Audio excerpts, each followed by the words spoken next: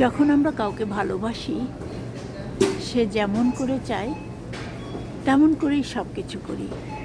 যখন আমরা সন্তানদের ভালোবাসি, সন্তান যা খেতে চায়, যেভাবে করতে চায়, যে খেলনাটা চায়, সেটাই আমরা তাকে দিতে চেষ্টা করি। স্বামীকে ভালোবাসলে স্বামীর মন মতো করেই করার চেষ্টা করি, আবার স্ত্রীকে ভালোবাসলে স্ত্রীরও মন মতো করে করার চেষ্টা করি। বাবা মাকে ভালোবাসলে বাবা মা যেভাবে পছন্দ করে সেভাবেই করাতে পছন্দ করি। ঠিক সেরকমই আল্লাহকে ভালোবাসলে আল্লাহ আমাদের যেভাবে চান আমরা সেইভাবেই চলব, যেভাবে করতে বলেন সেভাবেই করব, যেভাবে খেতে বলেন, নামাজ পড়তে বলেন, যে কাজটা পোশাক পরতে বলেন সেভাবেই করব।